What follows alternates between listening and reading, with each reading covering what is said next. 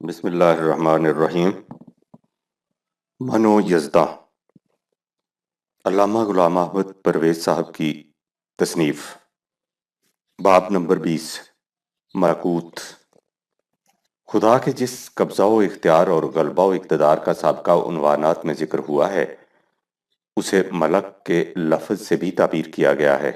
اس لفظ کے معنی بھی اقتدار و اختیار ہی کے ہیں، اور اسی جہت سے اس سے مراد حکومت اور بادشاہت لی جاتی ہے۔ بادشاہت کے معنی کسی فرد کا بادشاہ ہونا نہیں، بلکہ اختیارات کا مالک ہونا ہے۔ جب کائنات میں قوانین اسی خدا کے ہیں تو پھر کہا جائے گا کہ ساری خدائی میں حکومت اسی کی ہے۔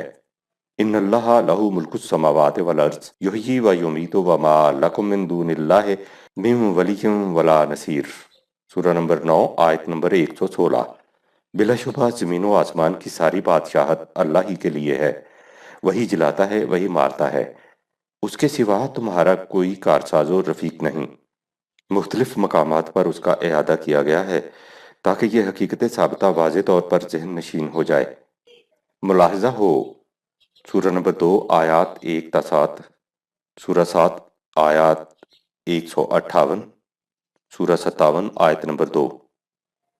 ان مقامات کے سیاق و سباق سے معلوم ہوگا کہ کس طرح انسان کی توجہات ہر طرف سے ہٹا کر اس نقطۂ ماسکہ پر مجبور کرائی گئی ہیں کہ زمین و آسمان میں حکومت و فرمانروائی صرف اسی کی ہے، اس لیے کہ وہ کائنات کو وجود میں لایا ہے، بدیع السماوات والارض ہے، اور اس کے بعد اپنے قوانین مشیت کے مطابق جو کچھ چاہتا ہے پیدا کرتا ہے۔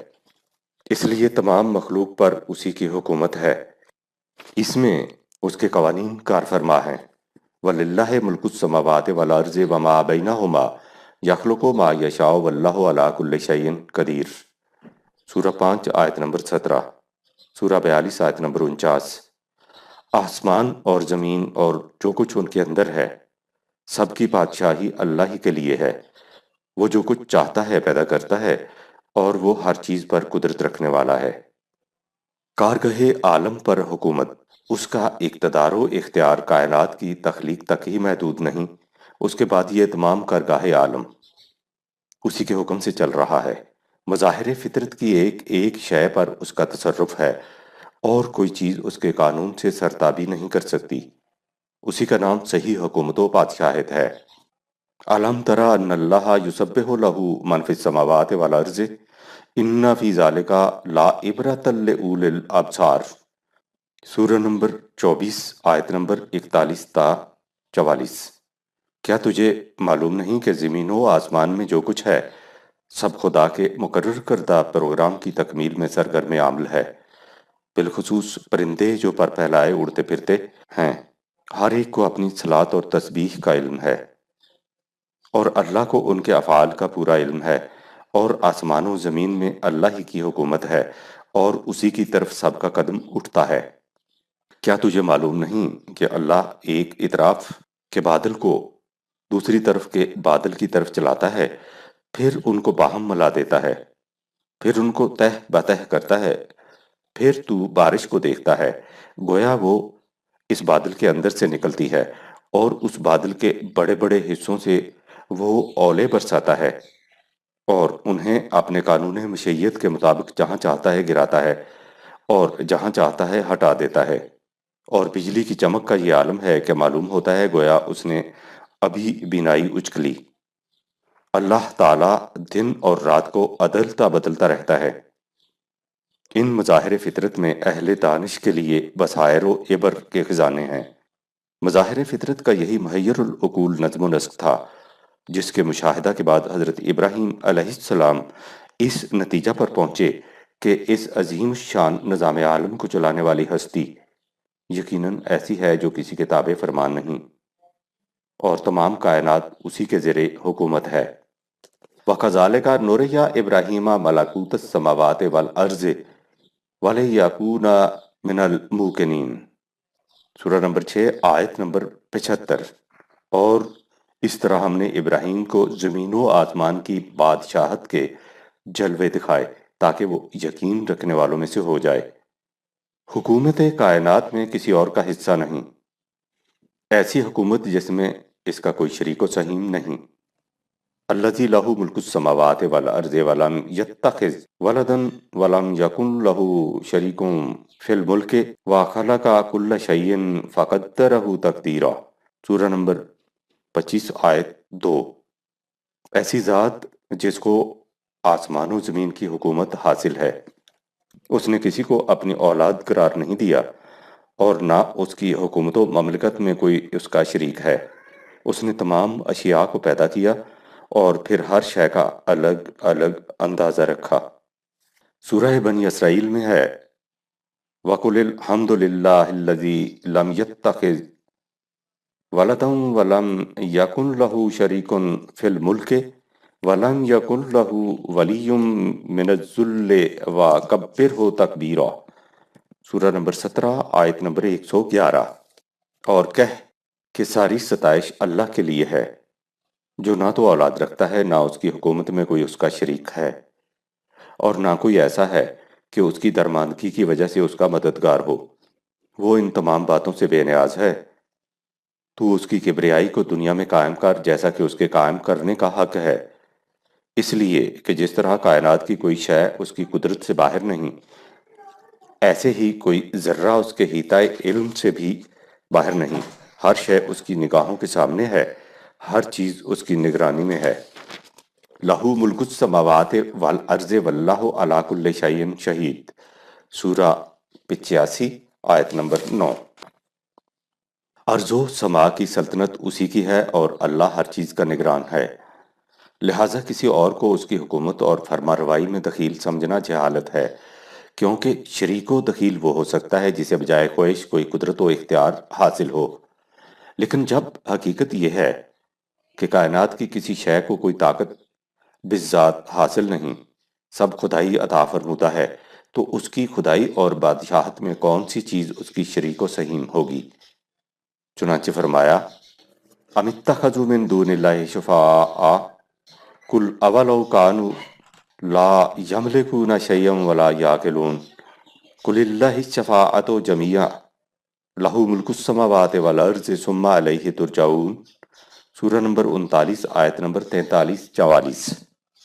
کیا ان لوگوں نے خدا کے سوا دوسروں کو معبود بنا رکھا ہے اس خیال سے کہ یہ ان کی شفاعت کریں گے؟ کہو کہ خواہ یہ کچھ بھی قدرت نہ رکھتے ہوں اور کچھ بھی علم نہ رکھتے ہوں، کہو کہ شفاعت تو تمام خدا ہی کے اختیار میں ہے، تمام زمین و آسمان کی سلطنت اسی کی ہے اور تمہارا ہر قدم اسی کی طرف اٹھتا ہے۔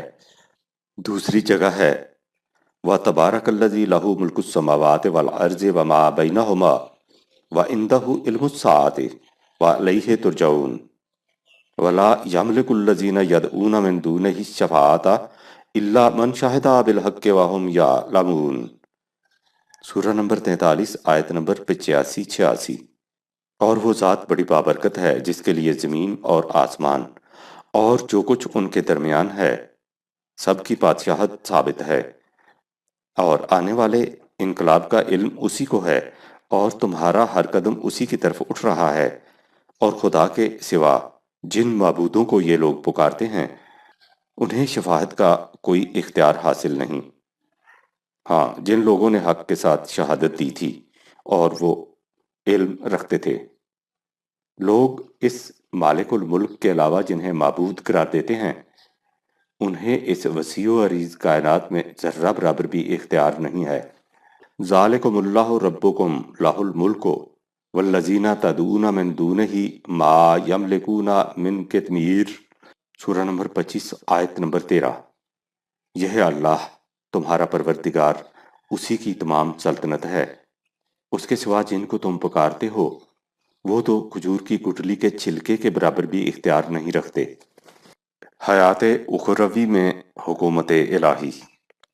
اللہ تعالیٰ کا عرصہ حکومت اسی دنیا تک محدود نہیں، اس کے بعد کی زندگی بھی اسی کے حدود مملکت میں ہے، اس لیے کہ امروز و فردا کہ یہ امتیازات تو ہماری نگاہوں کے پیدا کرتا ہیں، اس کی نگاہ میں دیروز، امروز اور فردا میں کوئی فرق نہیں۔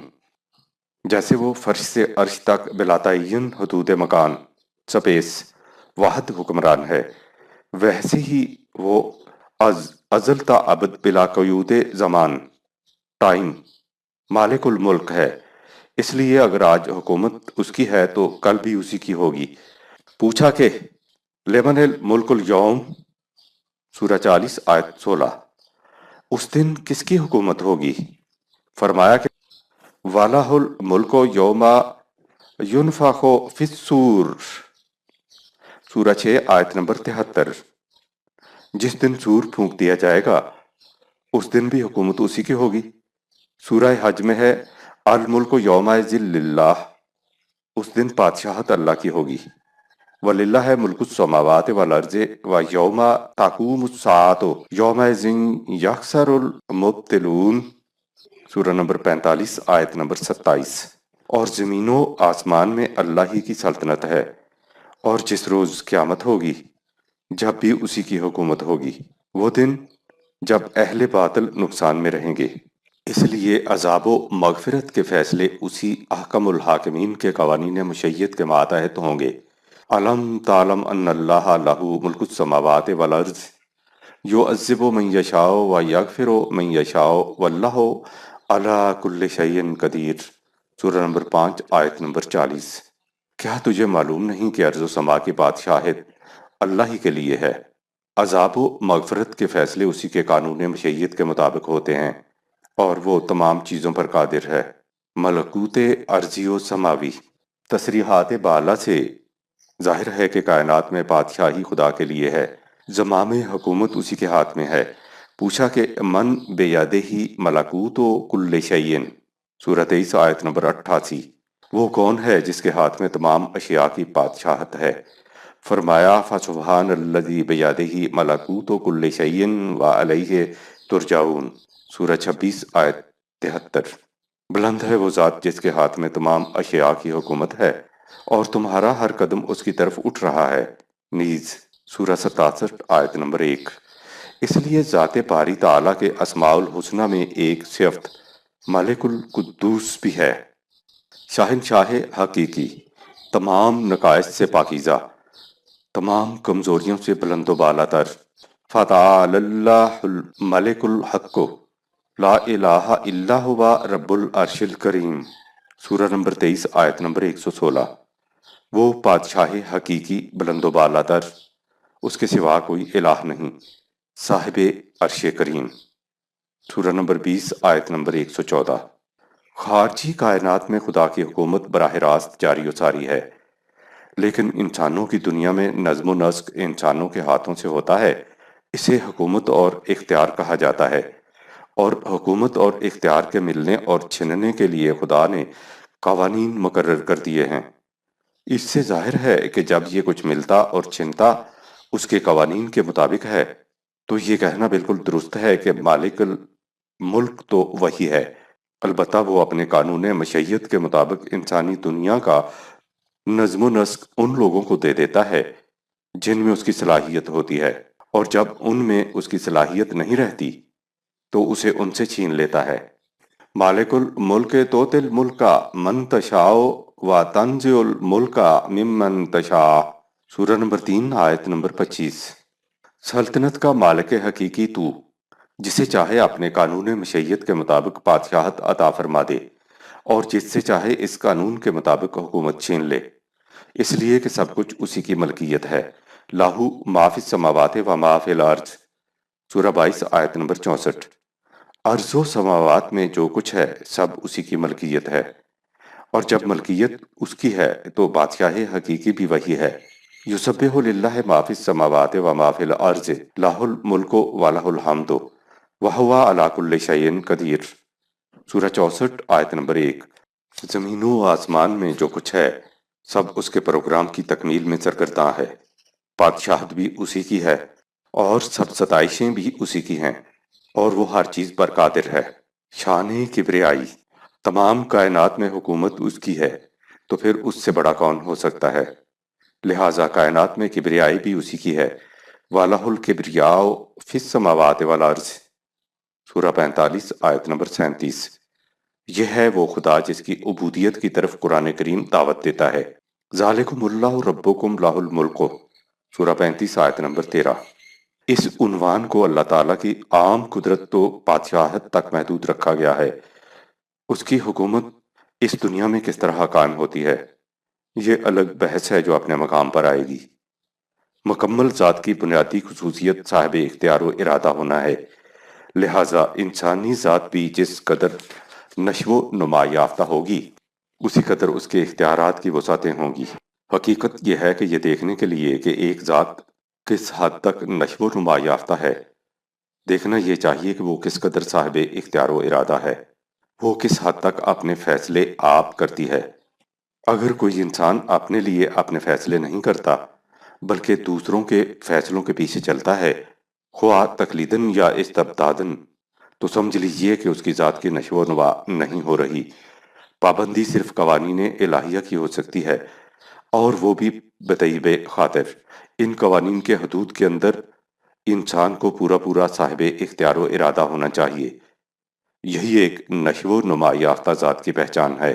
جس جماعت کے افراد کی ذات کی اس طرح نشو و نما ہوگی، وہ جماعت صاحب اختیار و ارادہ ہوگی، اسی کو حکومت کا حق ہوگا، لیکن اس کی حکومت دوسرے انسانوں سے اپنے احکام منوانے کے لیے نہیں ہوگی، بلکہ قوانین خداوندی کی اطاعت کے لیے ہوگی، تاکہ اس طرح ان کی ذات کی بھی نشو و نما ہو جائے۔